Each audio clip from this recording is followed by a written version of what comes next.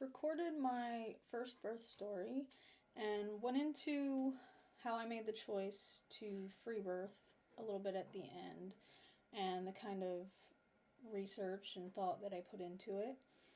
So, just to reiterate a little bit of that, I had a traumatic birth with my first daughter and went on to become obsessed and research everything about birth and pregnancy, everything from, doctors, research, medical, scientific research, to the traditions of midwifery, to parents' experiences, women who have birthed with doctors and midwives and alone, in the woods, at home by themselves for various reasons, whether that's because they had no other options, or by accident, or just because it's where they felt best.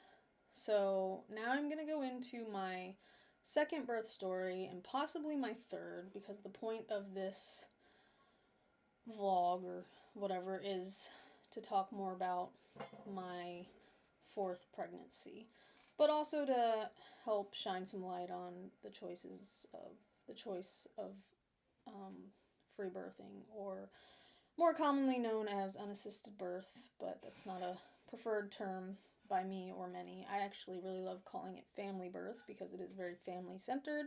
Your family's there with you all along the way if, that's how you choose to have it. So for my second birth, I chose to do my own prenatal care and just simply stay home and birth my baby. And that consisted of me, being as healthy as I could, exercising, getting out in the sun daily, eating healthy foods, lots of smoothies, just, keeping up with general health, which every pregnant woman should do, and you should learn about nutrition and what's good for you and your baby and what they need to develop healthy. And so I did that. I also bought a fetoscope, which was mostly just to, listen to the heartbeat for fun, because,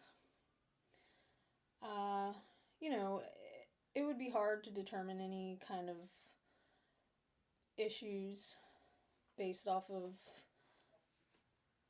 just listening with the fetoscope and not having other experience listening to heartbeats and other pregnancies and with other babies. However, some people find that to be worrisome if they can't find the heartbeat, or something seems off to them, or whatever. But I found it to be very relaxing and meditative. It actually really helped me sleep at night when I just couldn't get that pregnancy insomnia. And I would put the fetoscope to my belly and abdomen, and it was really quiet because everyone else would be asleep, and I could just listen to my baby's heartbeat, and kind of doze off to that. And of course it's, risk-free, of course, unless of course you worry because you can't find it at some point or whatever. I was able to find my baby's umbilical cord, placenta positioning, actually maybe not in this one because it was further back, but in my third one, where my placenta was anterior, I was able to hear it quite clearly. So, back to my second pregnancy. I did all my own care. If I needed to, I could have gotten labs done. I had a midwife that I could have contacted for other things, and of course plenty of networks where I could have asked questions if I needed to. Plus, we have a world of information at our fingertips these days, which is absolutely amazing. So I just took the best care I could of myself, and then we were able to have our beautiful second birth at home. Just me, my partner, and my oldest daughter, who actually ended up sleeping until we woke her up. And so that story, let's start with the day before. The day before I gave birth was Mother's Day, and I had actually been having signs that labor was near. My baby was very low in my pelvis. I could tell, obviously, it's my body. And I was losing some mucus plug. Love that word. It's so fun. And I was having, a little bit of the Braxton Hicks practice contractions, whatever you want to call them, for about a week or two before. So all these things were kind of signs that my body was getting ready. I also checked myself once just out of pure curiosity. I don't really feel it's necessary for any reason. Can't really tell you too much, but I did check myself once, and it seemed to me that my baby's head was already right there. It must have been very thin, defaced, and possibly dilated to some extent, because I could just feel that she was way down in my pelvis. And, so things were good. I was starting to get uncomfortable, ready to have the baby. And so on Mother's Day, I got together with my family, the women in my family, my mother, my grandmother, my sister, and our daughters, and a family friend. This family friend, she placed her hands on my belly and she said, "It's a girl and she's going to come tonight." And it was just the most beautiful thing, and I just kind of, shrugged it off as, yeah, you could be right, because things had been getting ready. So anyways, after that lovely day and meal and everything, enjoying Mother's Day, we came home, and when I was putting my eldest daughter to bed, she said, "Mommy, can we really have the baby tonight?" And I told her, "Well, that's not really how it works. The baby's going to come when the baby comes, whenever the baby's ready." And, so that was it. Put her to bed, went to my room to spend some time with my partner. People say that sex can bring on labor. So, we weren't intending to bring on labor or anything, but just we're feeling intimate and did our thing. And then after that, it was about 1 or so in the morning, and I tried to fall asleep, but contractions, they were starting to come. I just couldn't get comfortable in the bed, so I didn't want to wake my partner. I just wanted to let him rest. If this was the day, I wanted to make sure that he was well rested for when I did need him.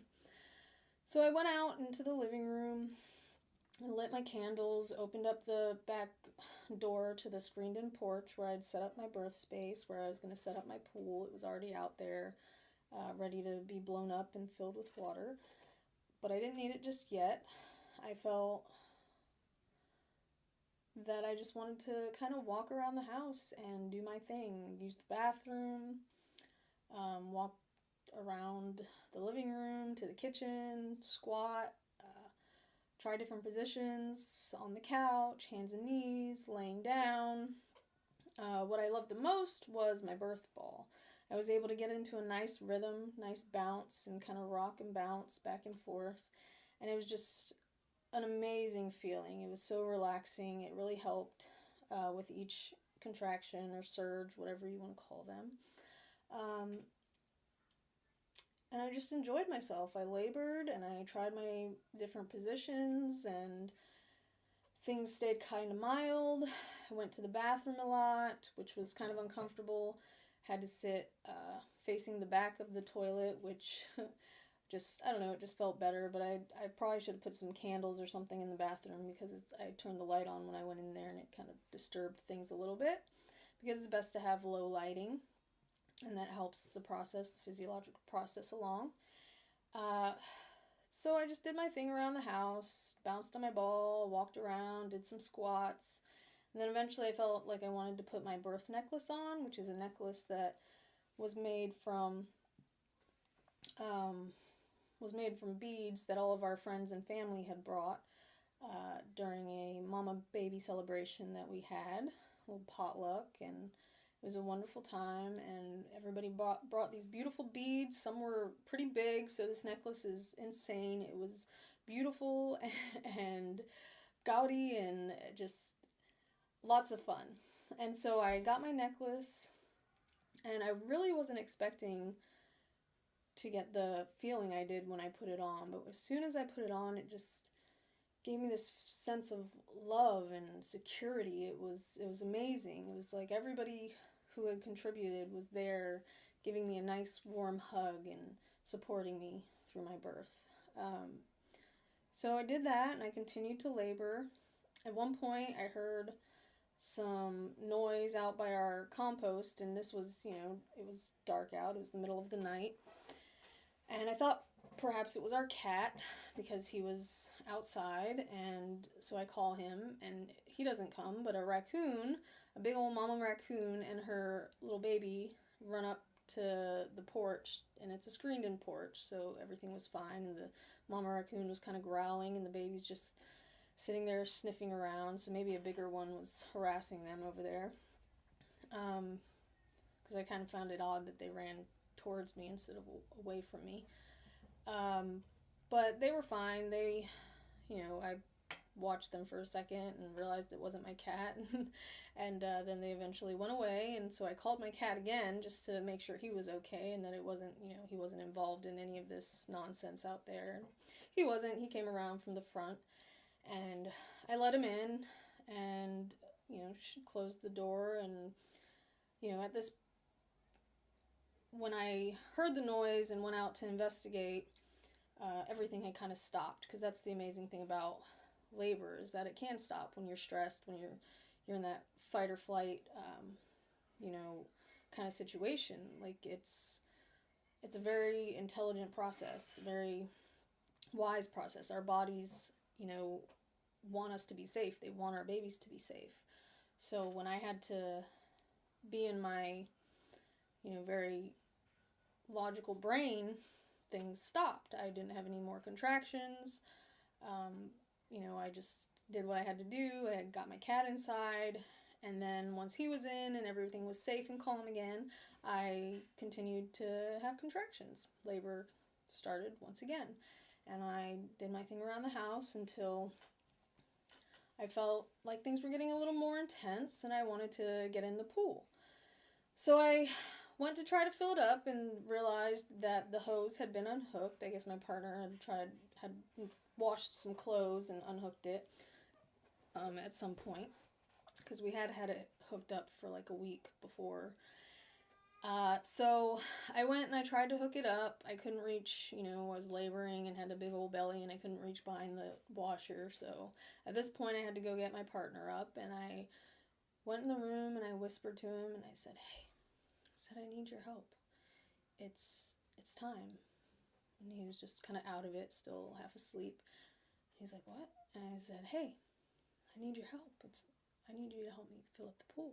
And he was just like, "Oh," kind of started to get it, and got up and jumped into action and hooked up the hose, and was having a little bit of trouble at first, got a little frustrated, but then, he got it, took care of it. We got the pool blown up and started filling it with water, and he started warming other water up on the stove just to make sure we had water to continually keep it warm as needed, but turned out we weren't going to really need to do much of that. So once the pool was full to a good amount, where I felt like it could benefit me, I hopped on in, and it was wonderful. It was such a soothing, relieving feeling. Of course, it doesn't take away all the intensity, but it's definitely a difference for me.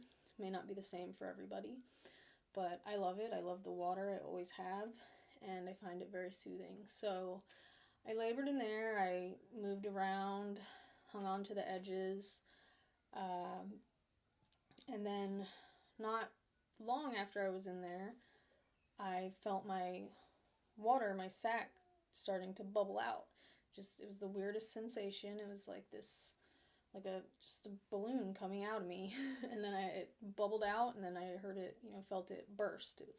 And so I yelled to my partner, "My water's released." I don't know if he heard me or not, but it was kind of irrelevant. I just said it to say it, and then things kind of picked up. The intensity picked up, and I moved around my pool a little more as needed, leaned back, leaned forward, sat up against the wall, and then at some point I got that moment of rest that you often hear about in birth stories. I just wanted to lay back and relax for a minute, and I asked my partner to rub my head, and he did, and it felt heavenly.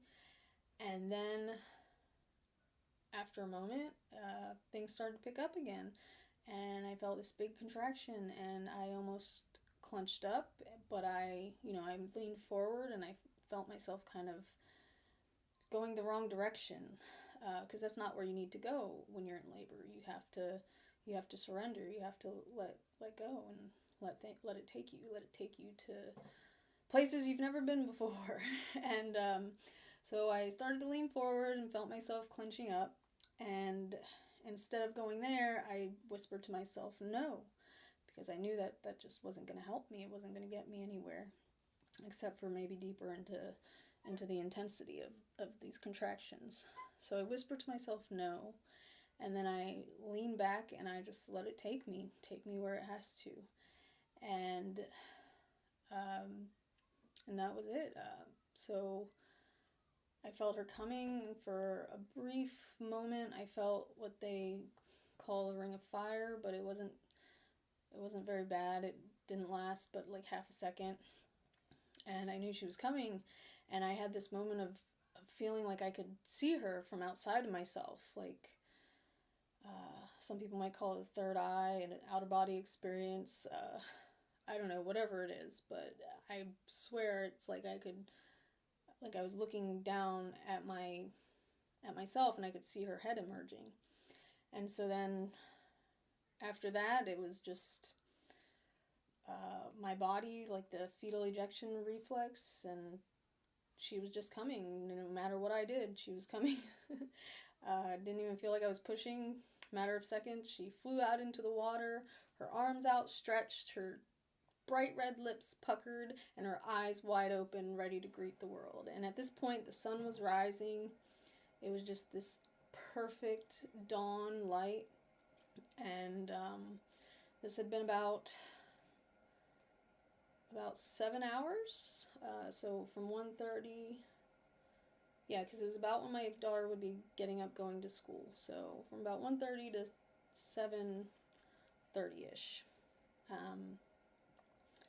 And she was here, and my partner kind of took a moment. I guess he didn't, this was his first baby. He had never seen, a brand new, just straight out of the womb baby before. So I think he had a moment of concern when she was, kind of purple.